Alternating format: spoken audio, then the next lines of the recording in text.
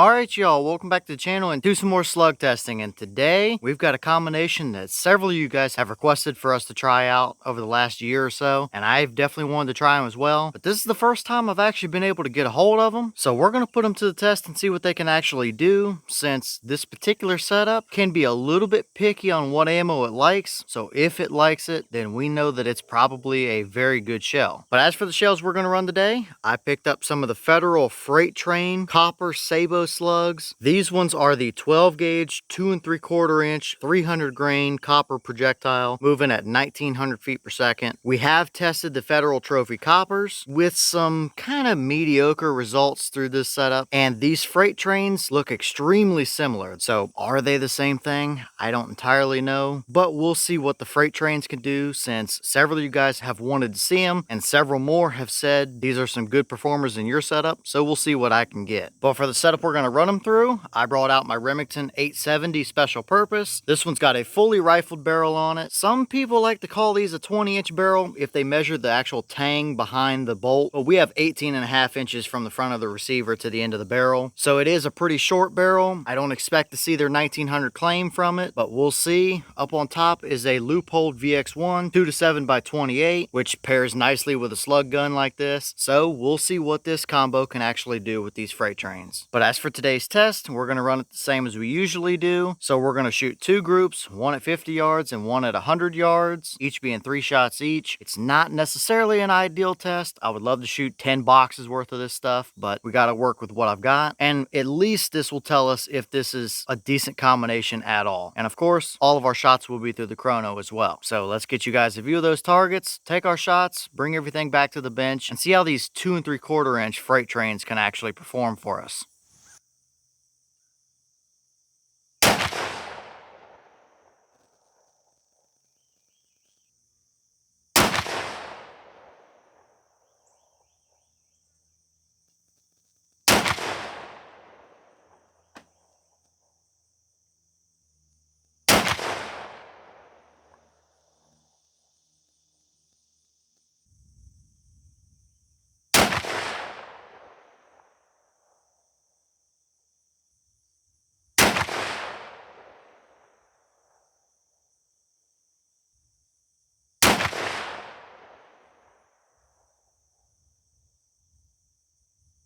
Alright, so let's take a peek through our chronograph numbers real quick before we look at our target. Obviously, we had a lot of chronograph misreads here. I tried it closer to the muzzle, farther away, anywhere from, I don't know, 2 or 3 feet all the way out to almost 10 feet, and it only really seemed to pick up one shot, because clearly these 3200 numbers and stuff are not correct. The boss claim is 1900 feet per second, and the one good reading we did have is 1677, and I believe that to be true. That does make sense for a much shorter barrel, and that's typically what we see is 200 or thereabout feet per second below the box claim, and that would be 223 below it there. So here are your energy numbers for a 300 grain slug moving at 1677, so you can see what we're actually pushing. That's still plenty enough for a deer hunt, but let's scoot over to our targets and see how accurate they actually were through this 870.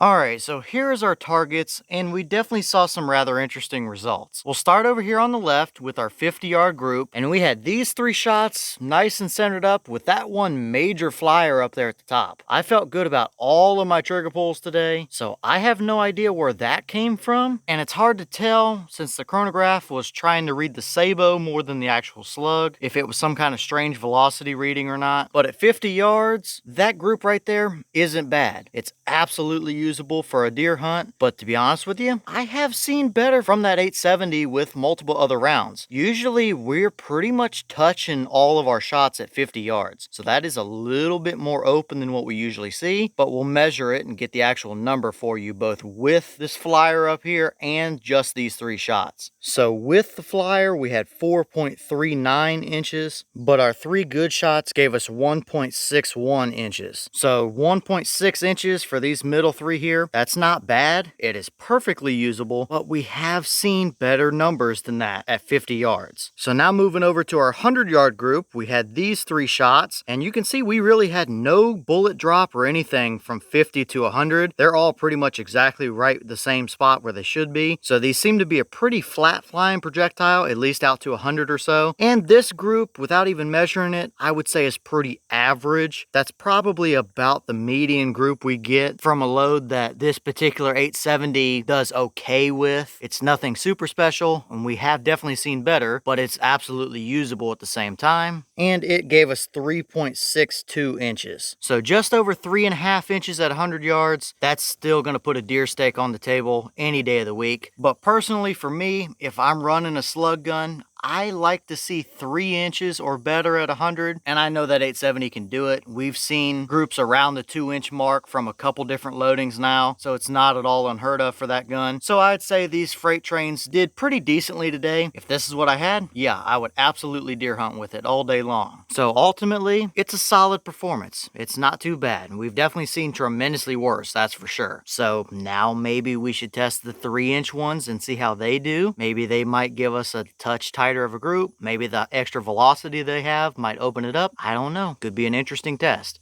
And here are the things that actually came out of that shell. A couple of the Sabots and a couple of the little base wad gas seal pieces, all of which look perfectly fine. You can see the nice rifling down the side of those purple pieces. And on the side of these Sabots, we had good rifle engagement as well. Nothing out of the ordinary here. Everything opened up very consistently, and they all look identical. So looking good here, nothing special to take note of. Alright y'all, well, what did you think about those results right there? It's definitely plenty usable enough to take out on a 100-yard deer hunt. That's going to get the job done any day of the week, especially if you're in a non-toxic area or state or something where you have to use a copper projectile if you're hunting with a shotgun. And I think these did perform a little bit better than the trophy coppers we tested. So far, this isn't a terrible option. I have seen a little better from this 870 before with a couple other loadings, but if this is what I had, yeah, I would absolutely hunt with it and be confident in it out to 100 yards. So leave all your thoughts down below. Is that about what you expected to see? Were you a little surprised one way or the other? Have you tested any of these 2 3/4 inch federal freight train slugs? And if so, what kind of results have you seen from them? Is this a combo that you would use and hunt with? Or would you still prefer to see a little bit better groups than that? Or prefer to hunt with a different bullet, a lead bullet, or something like that compared to a copper one? And what other combos or slugs might you want to see us test? Let me know all that down below. But with that being said, I've got some more testing to get done for you guys, so I'm going to get back to it. As always, with the channel Instagram as well as the mailbox where you can send stuff if you'd like. All the information will be in the description if you're interested in it, but I'm going to get back to it, so I'll see y'all in the next one.